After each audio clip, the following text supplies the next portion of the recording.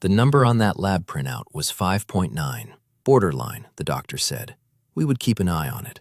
At least, that was what everyone thought was the right response. I drove home with that printout on the passenger seat and thought about a man from my church who lost 2 toes at 72 and never walked the same way again.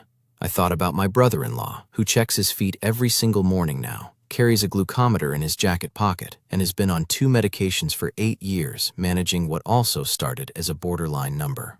I was 64 years old, and I was not going to sit back and watch my number climb. The American Diabetes Association notes that without lifestyle changes, a significant portion of people with prediabetes progress to type 2 diabetes within 3 to 5 years. I am not going to cite a specific percentage I cannot verify. What I will tell you is that the window where you can act with food and movement rather than medication is real, and that window is not as wide as "we will keep an eye on it" makes it sound. There is no money in teaching you to change your breakfast. The pharmaceutical industry would rather wait until your number crosses the line and then write a prescription. The supplement industry is happy to sell you a $40 bottle with a tropical leaf on the label and a vague claim about blood sugar support. And your doctor, who genuinely cares about you, has 12 more people in that waiting room and 10 minutes to cover everything. My name is Wayne Ellison. I am 68 years old, and this is not medical advice. I am not a doctor. This video is educational. After my own A1C came back borderline, I read the actual research, talked to my doctor about what I found, and made specific changes at my breakfast table. My numbers came back to a normal range at my next lab visit. I am going to show you exactly what I changed, what the research behind each one says, and what to ask your own doctor so you can have that conversation yourself. 5 changes, all of them at breakfast, none of them expensive. Every one of them backed by published research and worth writing down before your next appointment. The breakfast I had been eating for 20 years, the one I was most confident about, turned out to be the first place I needed to look. The exact habits I felt sure about were where the problems were hiding. But that is getting ahead of the story. Change number 1. I stopped drinking my calories at breakfast. For most of my adult life, I started the morning with a glass of orange juice. My wife bought it every week. I thought it was basically the same as eating an orange. Honestly, for a while I thought it was better because it was easier to digest. And no, that is not a typo. A whole orange has fiber running through the pulp and the segments. That fiber slows the rate at which sugar enters your bloodstream. When you juice it and remove the pulp, you keep the sugar and you lose the mechanism that made the whole fruit manageable in the first place. The American Diabetes Association, as of 2024, specifically identifies sugar-sweetened beverages, and that includes fruit juice, as a significant contributor to blood sugar spikes in people managing glucose levels. A standard 8-ounce glass of orange juice carries the sugar load of a full orange and almost none of the fiber. The fiber is what slows the absorption. Without it, that sugar moves into your bloodstream fast, and there is nothing in the glass working against that rush. I cut the juice. I cut the flavored coffee creamer I had been adding every morning for years. I cut the sweetened iced tea I poured alongside breakfast some mornings. I moved to black coffee, plain water, or plain unsweetened hot tea. That was the full list of what I changed on the liquid side alone. The adjustment took about a week before it stopped feeling like something was missing.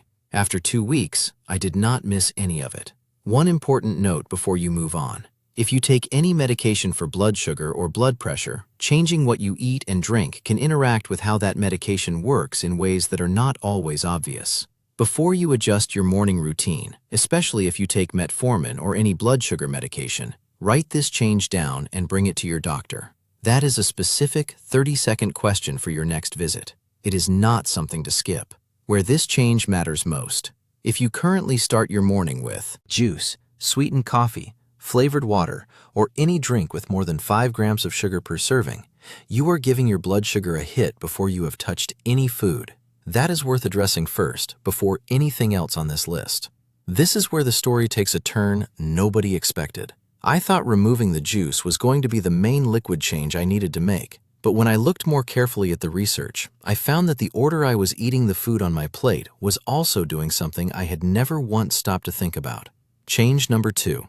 I changed the order I ate my food. A study out of Weill Cornell Medical College, highlighted in research supported by the National Institutes of Health, found something that genuinely surprised me. On a plate with the same exact foods, the same total calories, the same portions, eating the protein and vegetables first and the carbohydrates last produced a meaningfully lower blood glucose peak than eating the carbohydrates first or mixing everything together in whatever order. This decision seemed small at the time. It wasn't. The mechanism is straightforward. When protein and fat reach your stomach before carbohydrates do, they slow the rate at which your stomach empties into the small intestine. That delay slows how quickly the glucose from the carbohydrates gets absorbed into your blood. The result is a flatter, slower rise after the meal without changing a single ingredient. So, what did I actually start doing? I eat my eggs or my Greek yogurt first, before anything else on the plate. If there are any vegetables on the plate, they come second. Toast, oatmeal, or any other starch comes last. I changed nothing about the ingredients. I changed nothing about the portions, just the sequence. The limitation is that this works on a balanced plate. If your breakfast is a large bowl of sweetened cereal and nothing else, there is nothing to put first. This change produces results when your breakfast already includes a protein source and some fiber alongside the carbohydrates. Ask your doctor about this one at your next visit. Write down the question: does eating protein before carbohydrates help manage post-meal glucose? Most physicians who follow current metabolic research will know the mechanism and can tell you whether it applies to your specific situation. Now, I could have stopped there.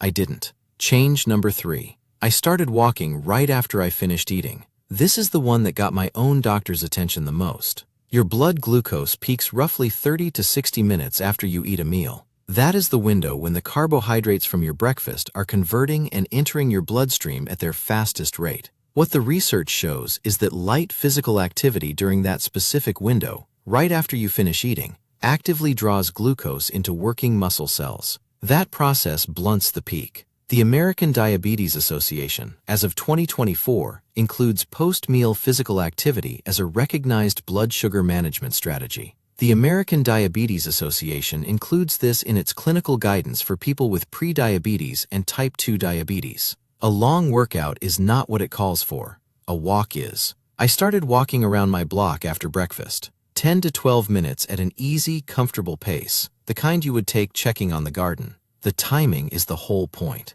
I leave the house within 15 minutes of finishing my last bite. Not after I have had a second cup of coffee and gone through the news. Right after eating, while my glucose is still on its way up. When I brought this to my own doctor and asked about it specifically, she told me something I had not fully worked out on my own.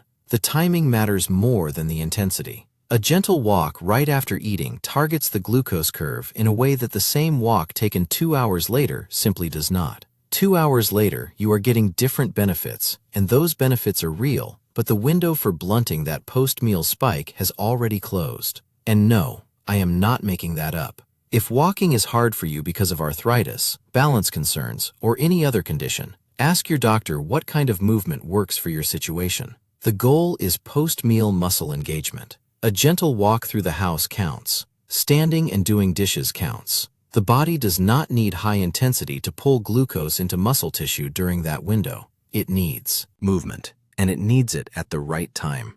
This is the change I believe moved my numbers more than anything else on this list. It costs nothing. It takes 12 minutes, and it fits into a morning I was already having anyway. If this video is helping you, please subscribe. I keep making these, and more is coming on blood pressure, blood sugar, and the other numbers that matter more as we get older. Just hit subscribe, and I will be here. While I was building this morning routine, something else was becoming clear when I looked at what I was actually giving my body to work with in the first place. Change number 4. I added a real protein anchor to every breakfast. For years, my standard breakfast was 2 pieces of white toast with jam and a cup of coffee. Some mornings, it was a packet of instant oatmeal with brown sugar. That is almost entirely carbohydrates, and there is almost nothing in it to slow the glucose release.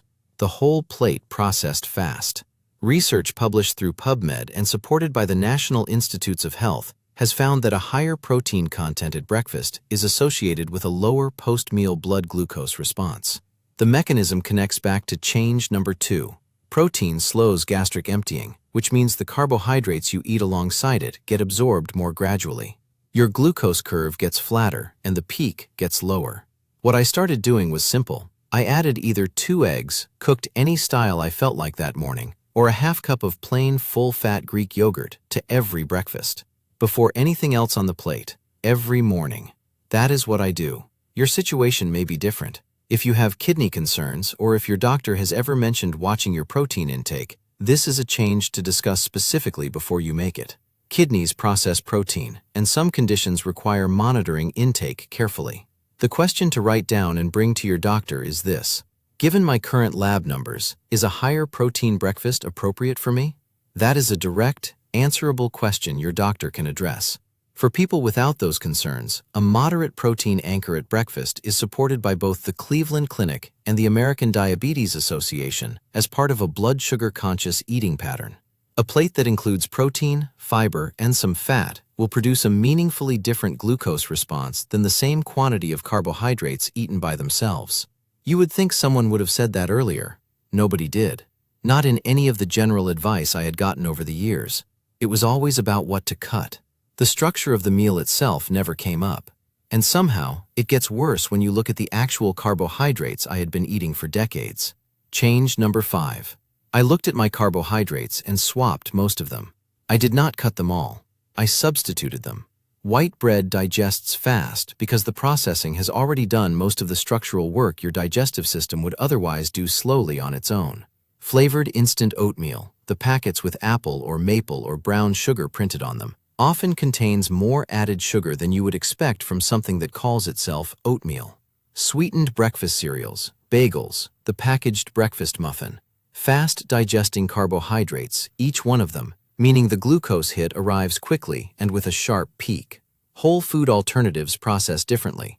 Plain rolled oats or steel-cut oats, prepared without added sweeteners, have a more intact fiber structure than the instant varieties. That fiber creates resistance in digestion and slows how quickly glucose enters your blood. A slice of bread with at least 3 grams of fiber per serving moves through your system more gradually than white bread because there is more structural material your gut has to work through before the glucose can absorb. I switched. I cut the flavored oatmeal packets. I stopped buying the white bread I had kept in the house out of habit. I moved to plain rolled oats some mornings, eggs on other mornings, and on mornings where my plate already had enough protein, I sometimes skipped the starch entirely and had a piece of whole fruit instead. On whole fruit, an apple, a handful of berries, a small banana. These carry their own fiber. The Cleveland Clinic notes that whole fruit is generally appropriate as part of a blood sugar-conscious eating pattern because the fiber that comes with the fruit slows how the sugar absorbs. The juice version of that same fruit, as we covered back in change number 1, does not have that fiber and behaves very differently in your blood. Plain oats are still carbohydrates. A large bowl of even unsweetened oatmeal still raises blood sugar. The goal is a slower and lower glucose response, which is a meaningful difference over time. Ask your doctor what carbohydrate approach makes sense given your specific numbers and any medications you take. That is the layer of personalization that published research cannot provide for you. Only your own doctor can fill that in. And I will say this plainly before we finish. Talk to your doctor before you change anything, especially if you are on medication. Write down these 5 changes, bring the list to your next appointment, and ask about each one by name. That is a focused conversation that is worth having, and you are the one who has to start it.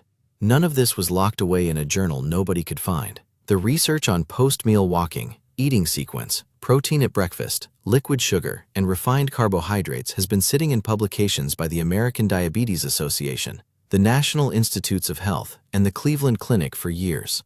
The gap is not the information. The gap is the 10-minute visit that cannot cover it. The supplement industry that would rather sell you confusion in a bottle, and the easy assumption that borderline means comfortable.